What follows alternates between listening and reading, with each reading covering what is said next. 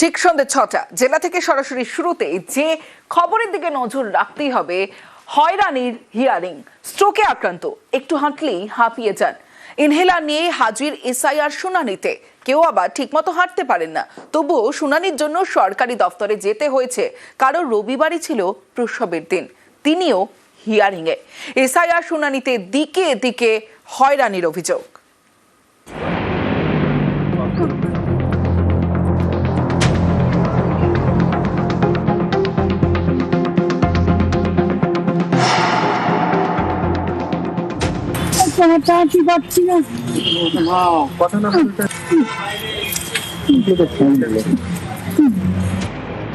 হুগলির চুচুড়ার গৌরী মান্না, বয়স 70 ছুঁই। কয়েক বছর আগে স্ট্রোক হয়, হার্টেরও সমস্যা রয়েছে। একটু হাঁটলেই শ্বাসকষ্ট, ভরসা ইনহেলার। এই অবস্থাতেও তাকে যেতে হয়েছে এসআইআর শুনানিতে।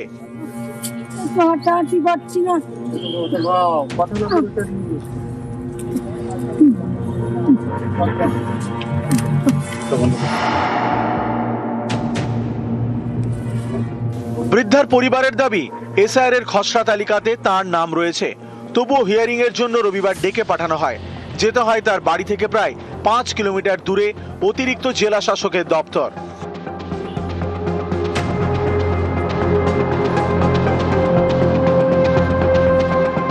ব্রেন স্ট্রোক হয়েছে, মাথায় জল জমেছে, কথা বলতে পারি না, শ্বাসকষ্ট হয়েছে। হিয়ারিং এ কেন ডেকেছে এখানে জানি না। ওনার কি তালিকায় নাম নেই? নাম আছে, নাম নেই বলছি, নতুন করে নাম তোলা হলো, ইয়ে করলে 95 সাল থেকে আমার নতুন ভোটার কার্ড রয়েছে, এখন নাম নেই বলছি।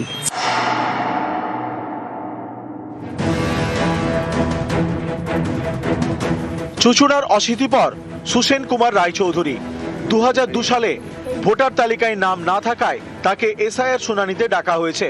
বৃদ্ধের দাবি, তার কোমর ভাঙা, হাঁটতে সমস্যা, তা সত্ত্বেও যেতে হয়েছে অতিরিক্ত জেলা শাসকের দপ্তরে এসআইআর শুনানিতে। সরকারি অফিসার, তা এখানে 2002-এ কি নাম ছিল? নাম নাই তো দেখছি। এখন এই বয়সে আসা তো খুবই মুশকিল। সনকা দাস আগে থাকতেন পূর্ব মেদিনীপুরের তমলুকে, এখন থাকেন পাঁশকুড়ার খিরায়ে। ঠিকমতো হাঁটতে পারেন না। তার দাবি, 2002 সালের ভোটার তালিকায় নামে ভুল রয়েছে, তাই এসআইআর শুনানিতে আসতে হয়েছে প্রায় 1.5 ঘন্টা দূরে তমলুকের এক পঞ্চায়েত অফিসে। আমাদের কাছে এই কাগজগুলো জমা দিচ্ছে। হ্যাঁ, হ্যাঁ, আমার তো পাটা খোড়া, কি করবো, কিছু করার নেই। মেয়ের বাড়ি চলে গেছে, ছেলে তো মারা গেছে, কিছু করার নাই। পশ্চিম মেদিনীপুরের চন্দ্রকোনা, এখানকার বাসিন্দা বন্দনা মণ্ডল অন্তঃসত্ত্বা। তার পরিবারের দাবি, রবিবারই ছিল প্রসবের দিন, তিনিও গিয়েছেন শুনানিতে। বাড়ি থেকে প্রায় 7 কিলোমিটার দূরে চন্দ্রকোনা 2 নম্বর ব্লকের বিডিও অফিসে। ওই ভোটার কার্ডের কোনো কিছু সমস্যা আছে হয়তো, কিন্তু প্রসূতি প্রেগনেন্ট তো। 27 তারিখ আজ ডেট ছিল, আজ হিয়ারিং এর জন্য ডাকা হয়েছে, আসছি। পার্ক সার্কাসের বাসিন্দা মুস্তারিন বেগম, বয়স প্রায় 80, ঠিকমতো হাঁটতে পারেন না। রবিবার তাকে ডাকা হয় এসআইআর শুনানিতে। নাতিকে সঙ্গে নিয়ে লেডি ব্রেবন কলেজে যান বৃদ্ধা। हमको 2 नाम था, मगर फिर भी बुलाया गया। हम बोला भी कैसे चलेंगे, नहीं सके बाबू, नहीं आइए, यहाँ आइए, यहाँ लेके आइए, कागज जमा होगा। जबरदस्ती लाए। নিউজ 18 বাংলা।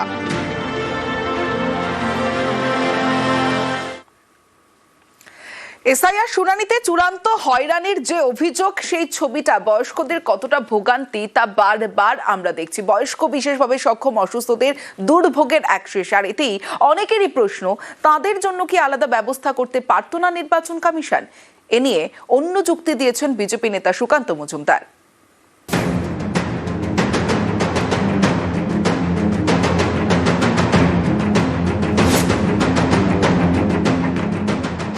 পশ্চিমবঙ্গে চলছে এসআইআর শুনানি।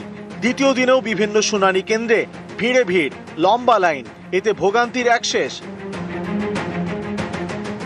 আচ্ছা ভোটটা দিতে তাহলে ভোট কেন্দ্রে কিভাবে আসবেন? তখন অসুবিধা হবে না? তো যাদের ভোট দেওয়ার ইচ্ছে নেই, যেমন ধরুন আমার বাবা অসুস্থ মানুষ, তিনি ভোট দিতে যেতে পারেন না বা এসআইআর নিয়ে তার নাম নিয়ে মাথা ঘামায় না। তো আপনি যদি ভোট দিতে যেতে পারেন, এসআইআর দিতে যেতে পারবেন না কেন? আমি তো এটা বুঝতে পারছি। তবুও আমি নির্বাচন কমিশনের কাছে বলবো, যারা অসুস্থ মানুষ তাদের জন্য বিশেষ অপশন দেওয়া হোক। ইনি গৌরী মান্না। পরিবার জানিয়েছে সম্প্রতি তার সেরিব্রাল অ্যাটাক হয়, তারপর থেকে ঠিকমতো হাঁটতে পারেন না, সব সময়ের সঙ্গী ইনহেলার। এরকম অসুস্থ শরীরে রবিবার তাকে যেতে হয় হুগলির চুঁচুড়া শুনানি কেন্দ্রে। ব্রেন স্ট্রোক হয়েছে, বাম দিকটা মাথায় জল জমেছে, দাঁড়াতে পারি না, বুঝতেও পারি না, আপনি ভোট দেন তো? ভোট দেন তো? কষ্ট করে যাই। কলকাতায় টালিগঞ্জ গার্লস স্কুলেও চলছে শুনানি। সেখানে হাজির বিশেষভাবে সক্ষম ব্যক্তি, সঙ্গী হুইল চেয়ার। আলিপুরে আবার অশক্ত শরীরে শুনানি কেন্দ্রে এক বৃদ্ধ। অনেকেরই প্রশ্ন, এই দুর্ভোগ কি কোনোভাবে এড়ানো যেত না? বিকল্প কোনো ব্যবস্থা কি করতে পারত না নির্বাচন কমিশন? এই নিয়ে অন্য যুক্তি দিয়েছেন বিজেপি নেতা সুকান্ত মজুমদার। যারা বয়স্ক বা অসুস্থ লোক, আমি নির্বাচন কমিশনের কাছে আপনাদের মাধ্যমে আহ্বান জানাবো, তাদের জন্য বিশেষ পোর্টালে ব্যবস্থা করা হোক। আচ্ছা ভোটটা দিতে তাহলে ভোট কেন্দ্রে কিভাবে আসবেন? তখন অসুবিধা হবে না? তো যাদের ভোট দেওয়ার ইচ্ছে নেই, যেমন ধরুন আমার বাবা অসুস্থ মানুষ, তিনি ভোট দিতে যেতে পারেন না বা এসআইআর নিয়ে তার নাম নিয়ে মাথা ঘামায় না। তো আপনি যদি ভোট দিতে যেতে পারেন, এসআইআর দিতে যেতে পারবেন না কেন? আমি তো এটা বুঝতে পারছি। তবুও আমি নির্বাচন কমিশনের কাছে বলবো, যারা অসুস্থ মানুষ তাদের জন্য বিশেষ অপশন দেওয়া হোক। সুকান্ত মজুমদারের এমন যুক্তি অনেকেই মানতে পারছেন না।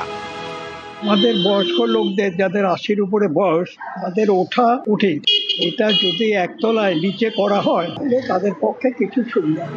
নির্বাচন কমিশনের নিয়ম অনুযায়ী যাদের বয়স 85 বছর বা তার বেশি, যারা বিশেষভাবে সক্ষম এবং বিএলওর কাছে আবেদন করেছেন, এমন অসুস্থদের বাড়িতে গিয়ে শুনানির ব্যবস্থা করবেন কমিশনের প্রতিনিধি। কিন্তু বাস্তবে এরকম কি আদৌ হচ্ছে, এ প্রশ্ন অনেকেরই।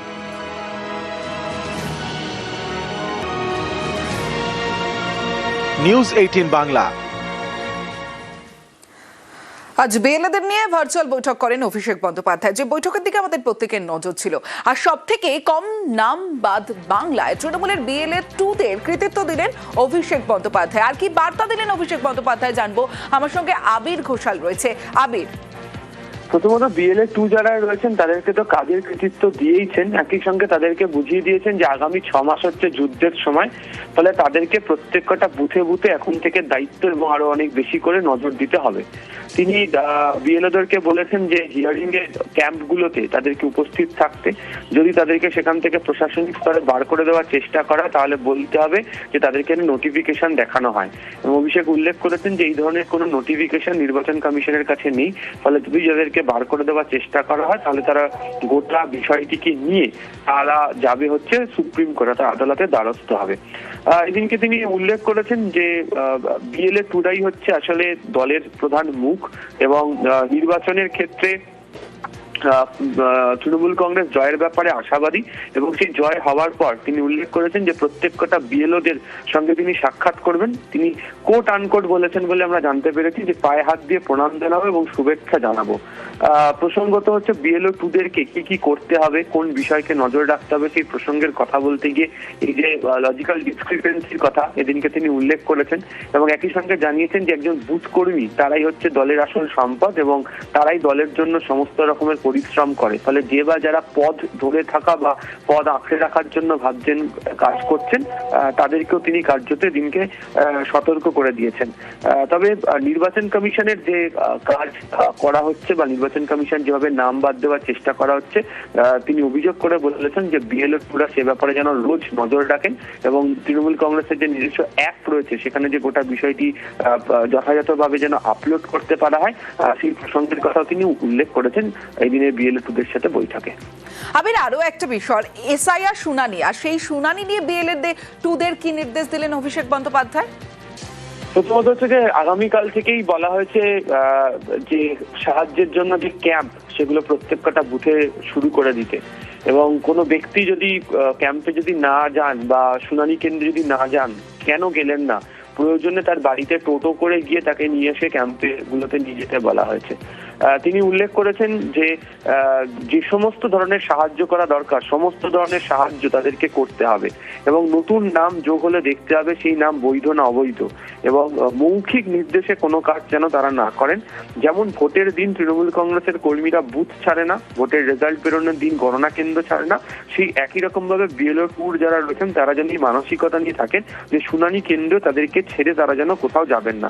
এবং তিনি এই প্রসঙ্গে মনে করিয়ে দিয়েছেন যে সিনিয়র সিটিজেনদেরকে কিভাবে হেনস্থার শিকার হতে হচ্ছে এবং আগামীকাল সকালবেলা থেকে বিএলএ পুরের সব সিনিয়র সিটিজেনদের বাড়ি যেতে বলা হয়েছে তার নিজস্ব বুথে এবং আগামীকাল নির্বাচন কমিশনের তৃণমূল কংগ্রেসের একটি প্রতিনিধি দলও এই ইস্যুতে যাবে এবং তিনি জানিয়েছেন যে হঠাৎ করে যে বলে দেওয়া হবে 30 লক্ষ নাম্বার তারপর ভোট ঘোষণা করে দেওয়া হবে এই পরিস্থিতি চলতে দেওয়া হবে না এবং এক্ষেত্রে দাঁড়িয়ে তিনি আজকে বৈঠকের মাঝে বলেছেন বলে আমরা জানতে পেরেছি যে ভোট ইডি সিবিআই দেবে না, সাধারণ মানুষ দেবে। সেই প্রসঙ্গের কথা মাথায় রেখে যেন বিএলএ টুরা মূলত যেন কাজ করেন। বেশ।